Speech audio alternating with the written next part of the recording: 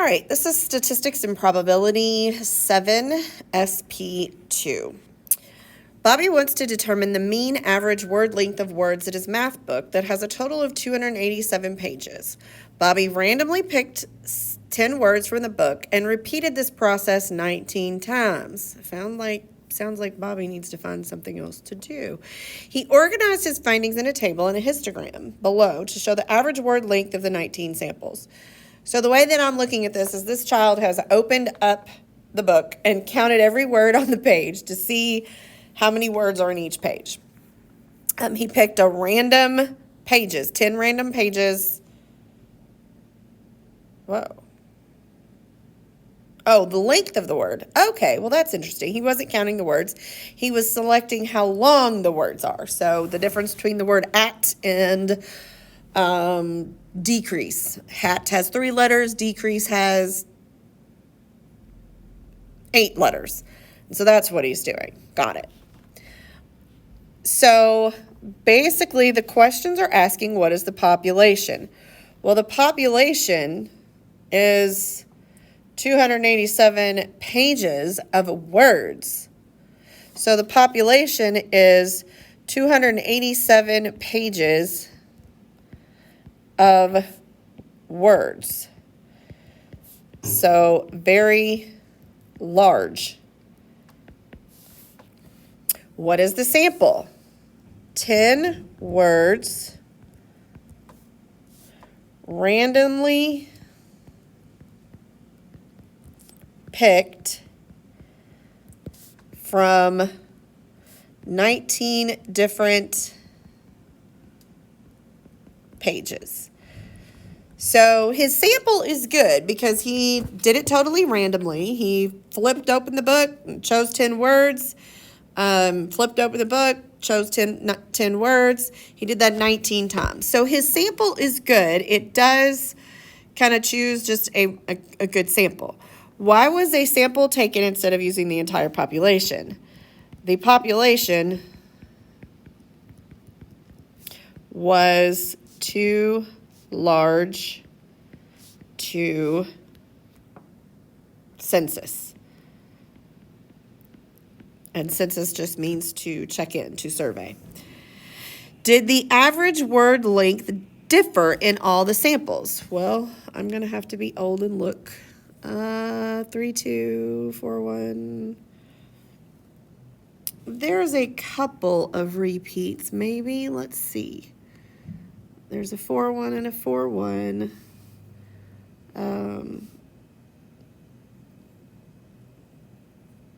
So I'm going to say, see, here's another one that's the same. But I think that's okay for that to happen sometimes. It is, you are going to get some. Did the average weight in all the samples? Let's get my pen. Not all samples, but most samples. What is the highest length of average words according to the sample? So now I need to look up there and try to find the largest number. Again, I'm blind. So 7.5 is a big number. Do I have any bigger than 7.5? I do not. So the largest word is 7.5. Make 2 inferences based off this data. Oh, okay. Most words... Well, so I want to do this. This is how I want to organize it because it's asking me to make an assumption. So I want to compare my numbers. That's a 3, 3, 3, 3. I'm going to change my color. Oh, I need to go back. I need to go back to pink because there's another 3. Let's go to blue and we'll do 4, 4, 4, 4. Let's go to yellow and we'll do 5, 5, 5, 5, 5, 5, 5. So I'm doing this because I want to be able to make a good comparison. And for me to compare things and make us to, it enables me to see patterns. So which number what's the average? Like, I see 5 most of the time. So my first inference is the most words. That's not a good, I'm going to change that again. A lot of the words were about 5 letters long. That's number 1. Number 2,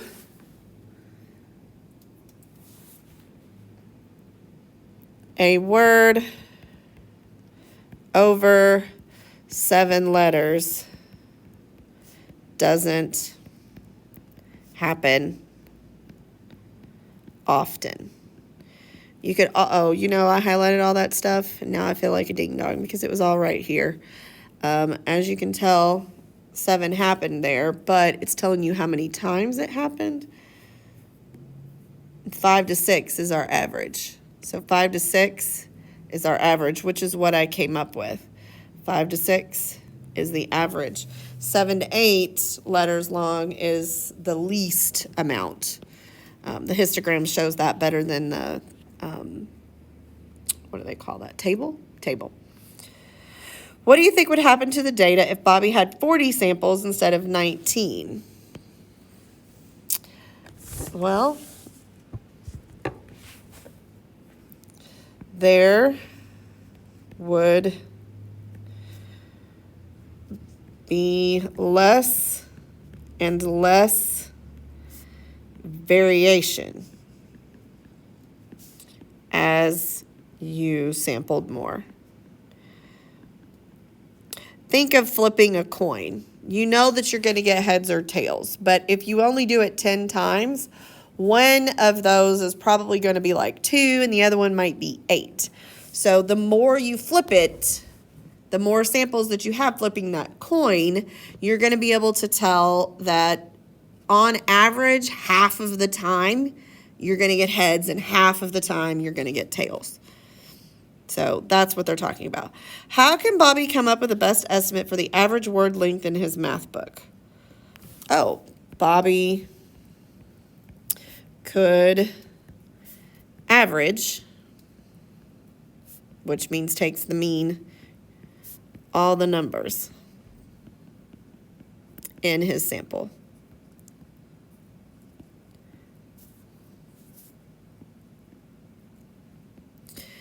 So that means if they took all those numbers and they added them up and then divided it by the 19 choices that he has, you're going to get a number that's right in the middle of all of that.